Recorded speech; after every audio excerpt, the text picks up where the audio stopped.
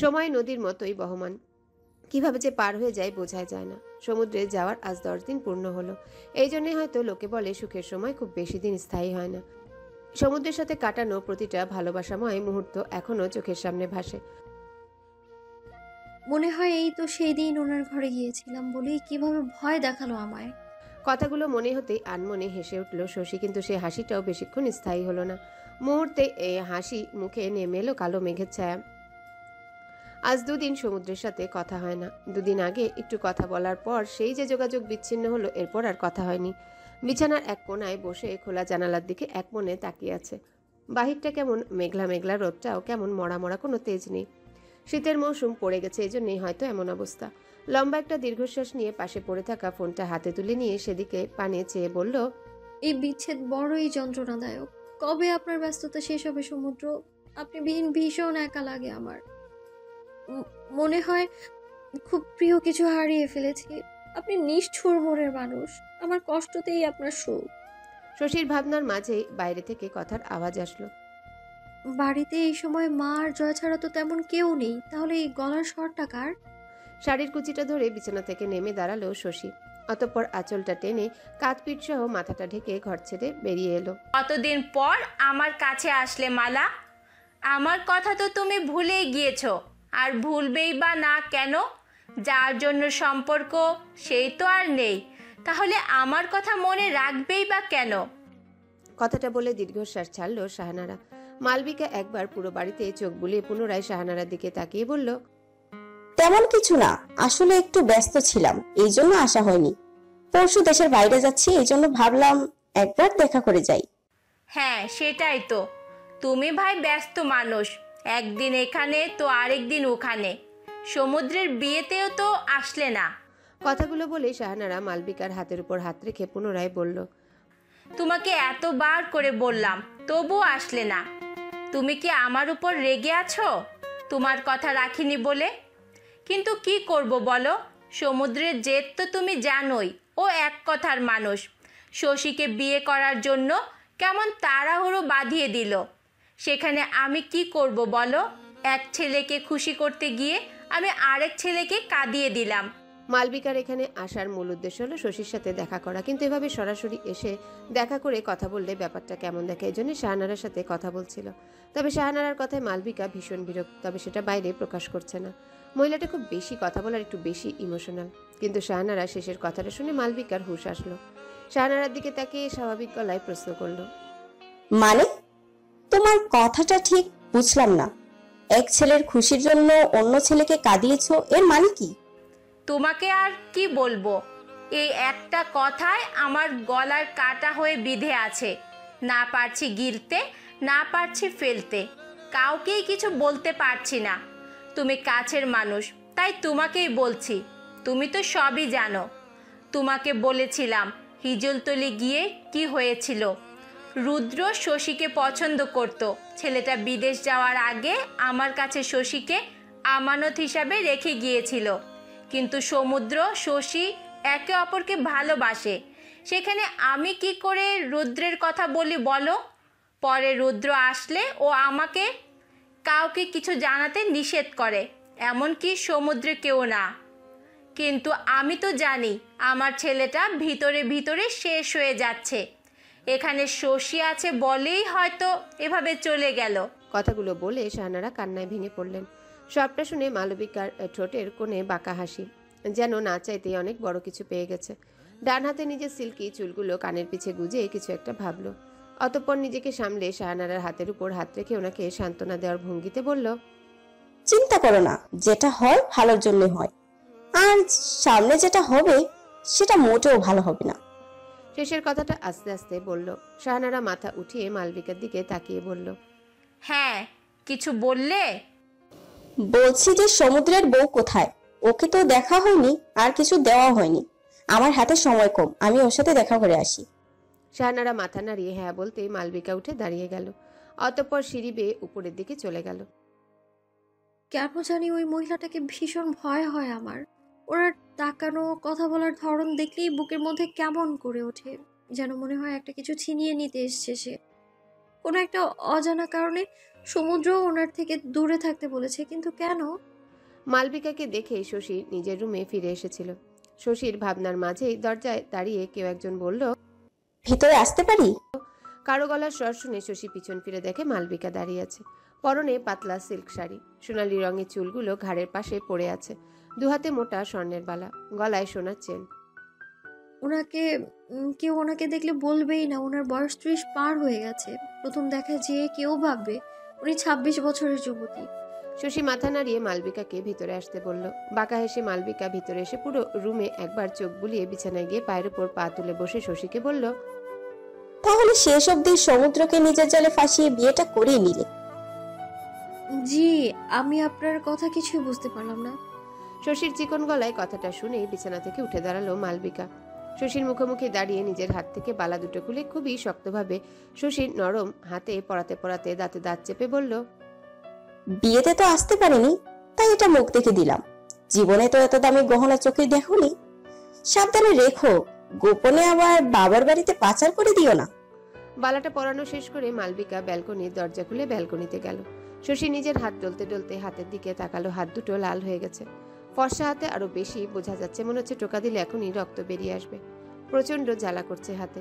টলমল চোখে শশী মালবিকার দিকে তাকালো।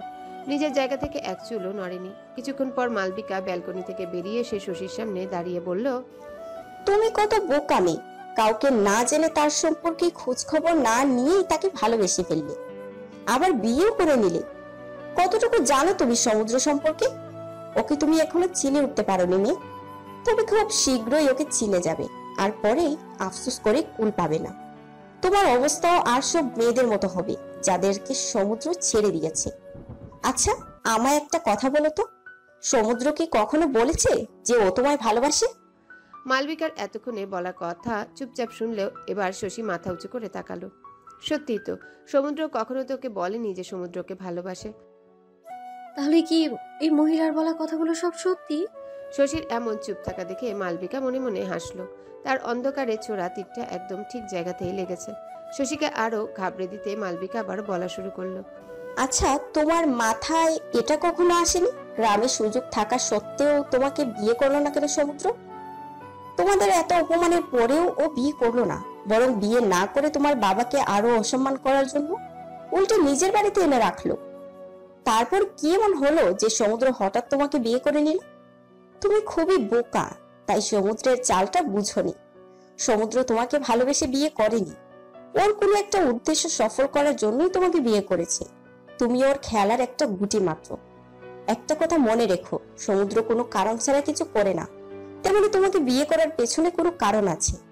আর ওর উদ্দেশ্য সফল হয়ে গেলে তোমাকে ছুঁড়ে ফেলে দেবে। মিলিয়ে নিও আমার কথা। আচ্ছা থাকো, আমার কাজ আছে। কথাগুলো বলে মালবিকা রুম থেকে বেরিয়ে গেল। যাওয়ার আগে একবার পিছনে ফিরে দেখলো শশী বিছানায় বসে পড়েছে, চোখ দিয়ে পানি গড়িয়ে পড়ছে। মালবিকা বাঁকা হেসে বেরিয়ে যেতে যেতে নিজে নিজেই বলল, তুমি আমার যতটা ক্ষতি করেছো সেই প্রতিটা ক্ষতির মূল্য তোমার সুদ সহ চুকাতে হবে সমুদ্র। সময়ের সাথে সাথে রুদ্র জোসেফের মাঝেও একটা সম্পর্ক গড়ে উঠেছে। দুজন দুজনার আরো কাছে চলে এসেছে। আস্তে আস্তে সম্পর্কটা তুমি থেকে তুইতে নেমে এসেছে। তবে রুদ্রর এমন সারাক্ষণ মন মরে থাকাটা জোসেফের চোখে ভীষণভাবে লেগেছে। কৌতূহলবশত জোসেফ রুদ্রকে জিজ্ঞাসা করেই ফেলল, আচ্ছা, এই যে আমরা দুজন দুজনের কত ভালো বন্ধু হয়ে গেছি, অন্তত আমি এটা ভাবি যে আমরা বন্ধু, কিন্তু আমার মনে হয় না তুইও এটা মনে করিস। এটা কেমন কথা জোসেফ? আমি তোকে এই ধরনের কথা বলতে নিষেধ করিনি। ও আচ্ছা, তাহলে তুইও আমায় নিজের বন্ধু মনে করিস? এখানে না করার কি আছে? না, যদি আমায় বন্ধুই ভাবতি তাহলে অবশ্যই তোর এই হাসির আড়ালে লুকিয়ে থাকা কষ্টের কারণটা আমার সাথে শেয়ার করতি। বল না, তোর কিসের এত কষ্ট? কেন সবসময় ভাবে মন মরা হয়ে থাকিস? বন্ধু হিসেবে কি এটা জানার অধিকার আমার নেই? জোসেফের কথা শুনতেই রৌদ্রের মুখের হাসিটা মুছে গেল। জোসেফের থেকে সরে গিয়ে রাস্তার পাশে বসার জায়গাটায় গিয়ে বসে পড়ল। জোসেফ ও রৌদ্রের পাশে গিয়ে বসলো। কিছুক্ষণ অতিবাহিত হওয়ার পরেও যখন রৌদ্র কিছু বলল না, তখন জোসেফ নিজে থেকেই বলা শুরু করলো, আচ্ছা ঠিক আছে, তোকে বলতে হবে না, হয়তো আমি এখনো তোর বিশ্বাসযোগ্য হয়ে উঠতে পারিনি তাই। জোসেফের কথা শেষ হওয়ার আগে রৌদ্র বলা শুরু করলো, একটা ঝড় প্রবল আকারে আসলো, তারপর ভালোবাসা নামক যন্ত্রণার মধ্যে আমাকে বাসিয়ে দিয়ে আবার নিঃশব্দে চলে গেল। সে তো চলে গেল, কিন্তু ওই যে আমাকে যন্ত্রণার সাগরে রেখে গেল, ওটাই আমার সবচাইতে বড় কাল হয়ে দাঁড়ালো। এর মানে কি রৌদ্র? কাউকে ভালোবাসতো, কিন্তু কাকে? ফুবি তো আমাকে সব বলেনি। আরো জানতে হবে সেই মেয়েটাকে, আর কিভাবে রৌদ্রের সাথে যোগাযোগ বিচ্ছিন্ন হলো সবটা জানতে হবে। কথাগুলো ভেবে জোসেফ রৌদ্রের দিকে তাকালো। রৌদ্র চুপচাপ আকাশের দিকে তাকিয়ে আছে। জোসেফ আর বেশি ঘাটালো না ওকে, কেননা পুরো কাহিনী না জেনে কিছু বলা যাবে না, কেননা ওর একটা ভুল পদক্ষেপে পুরো খেলাটা নষ্ট হয়ে যেতে পারে। রাগ করছো? না তো। তাহলে অভিমান হয়েছে? হুম। কতটা? এক সমুদ্র। শশীর শেষের কথাটা শুনে নিঃশব্দে হেসে উঠল সমুদ্র। বিছানা নামক মাটিতে বিছিয়ে রাখা শক্ত তক্তার উপর পাতলা চাদর পাতা, সেখানে গা এলিয়ে দিয়ে মাথার নিচে নিজের বাম হাত রেখে ফোনের ওপাশে হাজারো অভিমান নিয়ে বসে থাকা নিজের অর্ধাঙ্গিনীর উদ্দেশ্যে বলল, তাহলে তো আমাদের এসেই শেষ হবে। যেহেতু অভিমান এক সমুদ্র, সেহেতু চাঁদ থেকে সমুদ্র অব্দি এসেই থেমে যাবে। তাহলে এই অধম কি করলে আপনার অভিমান কমে যাবে বলেন? এই 4 দিন কোথায় ছিলেন আপনি? আর ফোন দেননি কেন? জানেন কতটাই চিন্তায় ছিলাম আমি। 1 দিন 2 দিন না, পরপর টানা 4 দিন আপনি নিখোঁজ। এভাবে আমায় কষ্ট দিতে আপনার খুব ভালো লাগে, তাই না? ম্যাডাম মিসেস সমুদ্র, আপনার বর একজন আর্মি অফিসার। সে এসি রুমে বসে কম্পিউটার চালানোর কাজ করে না, রোদে পড়ে বৃষ্টির মধ্যে জঙ্গলে জঙ্গলে ঘুরে দেশ থেকে মানুষ নামক কিছু আবর্জনা গুলোকে সাফ করে। এজন্য মাঝে মাঝে তাকে নেটওয়ার্কের বাইরেও যেতে হয়। এখন থেকে অভ্যাস করে নাও, এটা তো কিছুই না। কখনো কখনো এই সময়টা আরো বাড়তে পারে, তখন কি করবে? মরেই যাব আমি। এটা কোন ধরনের কথা শশী? তোমাকে আসার আগে আমি কি বলে এসেছিলাম? তোমার উপর এখন অনেক দায়িত্ব। এভাবে বাচ্চাদের মতো কথা বললে হবে? আমি কোনো দায়িত্ব নিতে চাই না। আমি সব দায়িত্ব, সব চিন্তা আপনার উপর সঁপে দিয়ে আপনার বুকের মধ্যে লুকাতে চাই। আবার সেই উত্তাল সমুদ্রে ডুবে যেতে চাই। আমার বউ মনে হচ্ছে বড় হয়ে গেছে, কত বড় বড় কথা বলতে শিখে গেছে। কাছে থাকলে তো লজ্জা নিজের মুখটা দেখতেও চাও না, এখন দূরে আছি বলে এভাবে আমায় পড়াবে? সমুদ্রের কথা শুনে শশীর হুঁশ ফিরল। খানিক পূর্ব নিজের বলা কথাগুলো মনে উঠতে লজ্জায় রক্তিম হয়ে গেল। আর কোনো কথা বাড়ালো না, চুপ করে ফোনটা কানে ধরে সমুদ্রের কথা বলার অপেক্ষায় থাকলো। খানিক সময় পর সমুদ্র নিস্তব্ধতা ভেঙে বলল, কেউ এসেছিল? সমুদ্রের কথাটা শুনতেই শশীর মনে পড়ল 4 দিন পূর্বে মালবিকার বলা কথাগুলো। ওপাশে সমুদ্র কথাটা বলে শশীর জবাবের আশায় চুপ করে আছে।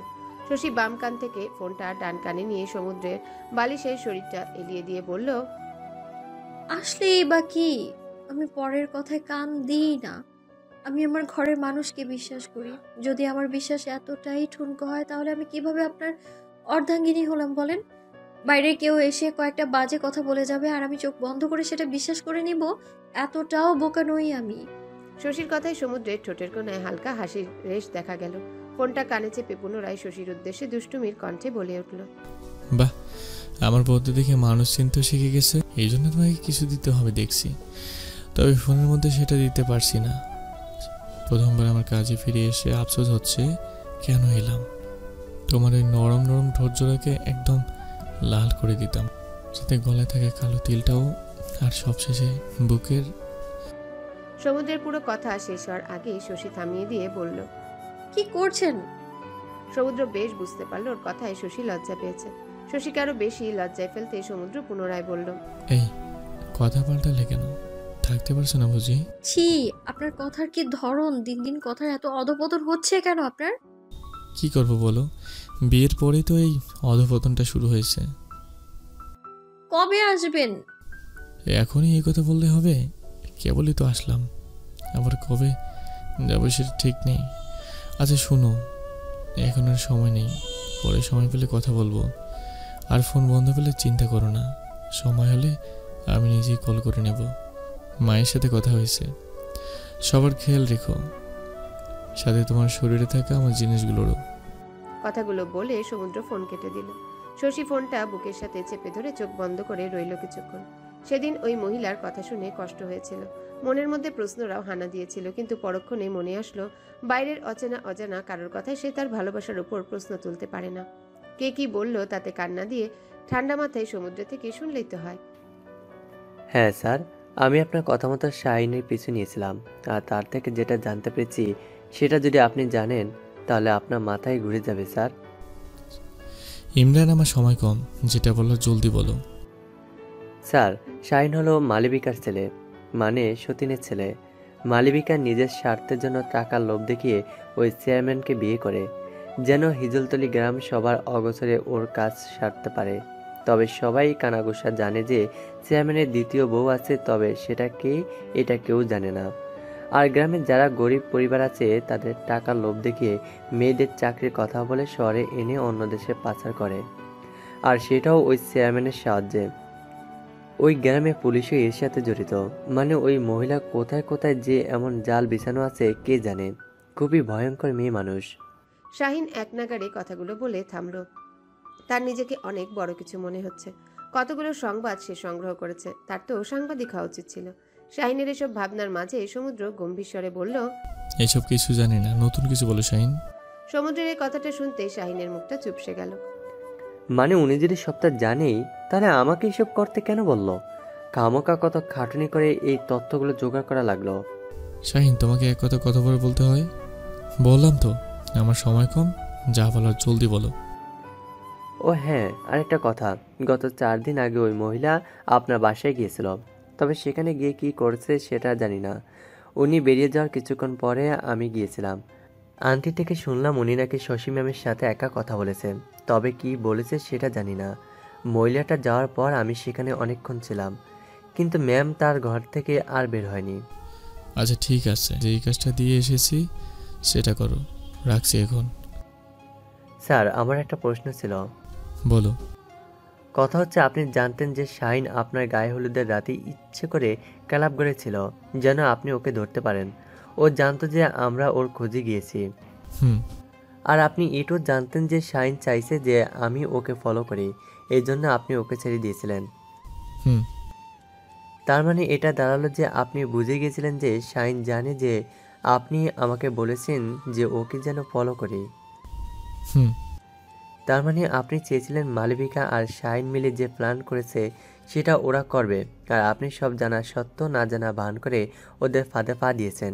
এতে ওরা ভাবছে আপনি কিছুই জানেন না, অথচ আপনি সবই জানেন। আর শাহিনও ভেবেছে আপনি কিছুই জানেন না। হ্যাঁ, তোমার আর কোনো প্রশ্ন আছে? আর থাকলেও এই মুহূর্তে উত্তর দেব না, আমার সময় নেই। কথাটা বলে সমুদ্র ফোন রেখে দিল। এদিকে ইমরান হতবাক হয়ে দাঁড়িয়ে আছে।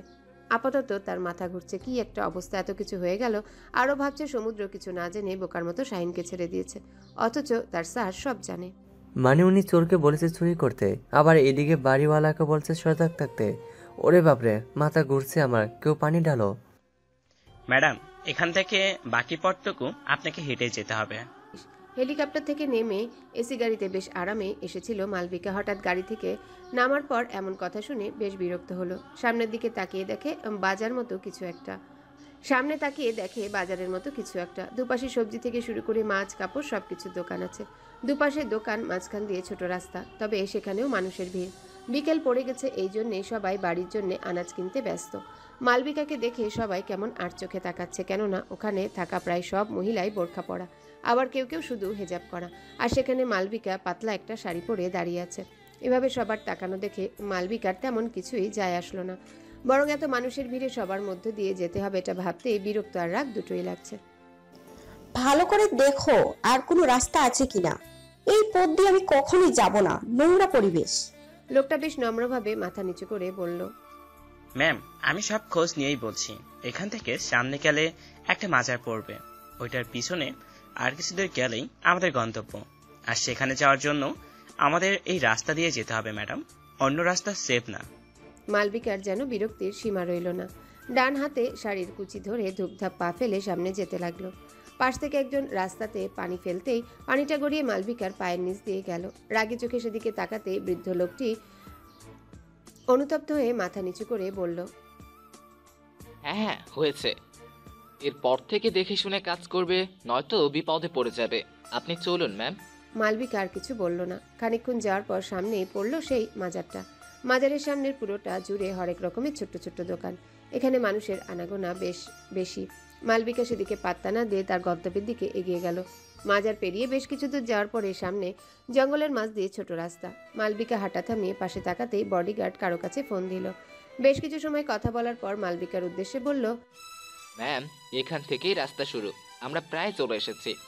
মালবিকা কুচি ধরে রাখা হাতটা ছেড়ে দিয়ে বাঁকা হেসে অন্য হাতে থাকা সানগ্লাসটা চোখে পড়ে নিল।